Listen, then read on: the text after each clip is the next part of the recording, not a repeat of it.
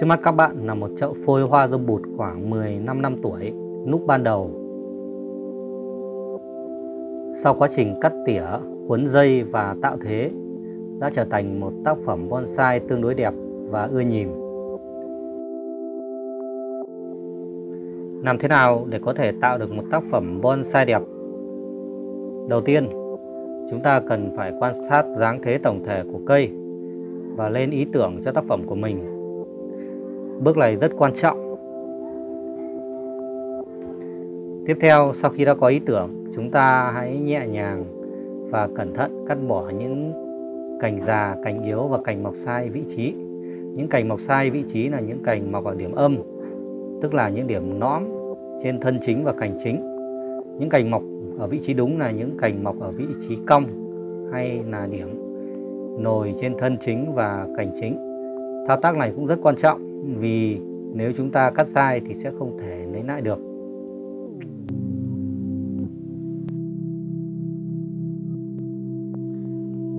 Bước tiếp theo, chúng ta sẽ vặt bỏ lá và cắt ngắn những cành mọc quá dài để tạo ra bộ răm đẹp cho cây.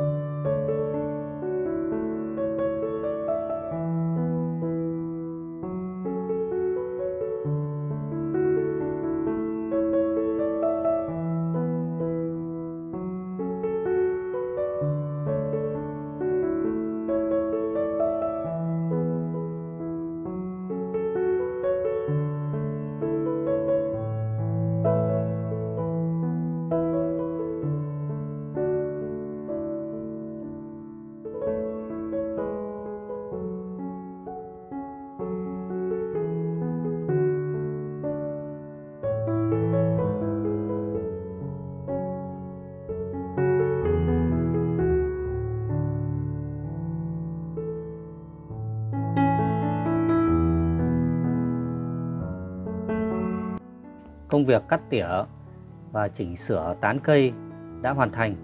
Bước tiếp theo, chúng ta sẽ tiến hành quấn dây kim loại xung quanh thân chính của cây. Để chuẩn bị được việc này thì chúng ta nên cắt không tưới nước cho cây tầm khoảng từ 1 đến 2 ngày. Mục đích để cho thân cây dẻo và tránh bị gãy, dập trong quá trình thao tác quấn dây và thao tác uốn. Đồng thời, trước khi quấn dây thì chúng ta cũng nên kiểm tra tình trạng chắc chắn của gốc cây. Cách tốt nhất là chúng ta sẽ cố định gốc cây vào chậu bằng một dây kim loại để tránh rễ cây bị ảnh hưởng trong quá trình uốn nắn và thao tác.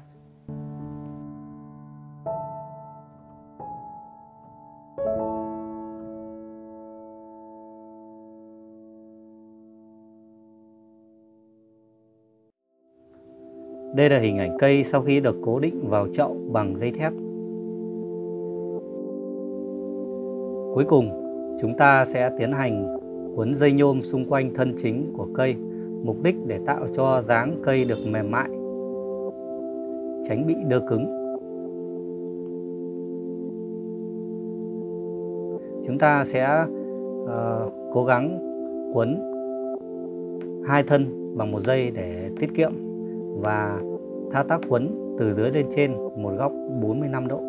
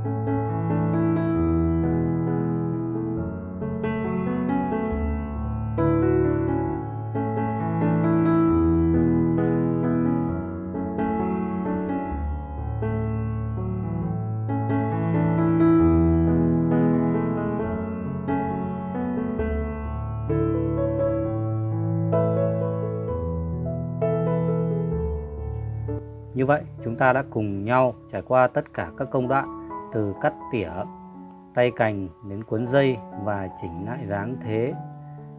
Từ cây phôi ban đầu chúng ta đã có một tác phẩm bonsai song thụ tương đối mềm mại và ưa nhìn. Nếu các bạn thấy video hay và hữu ích thì hãy like, đăng ký kênh và nhấn nút chuông để nhận thêm video mới mỗi ngày và ủng hộ kênh Quang Huy Bonsai ngày càng phát triển nhé. Thân ái chào tạm biệt các bạn ở các video tiếp theo.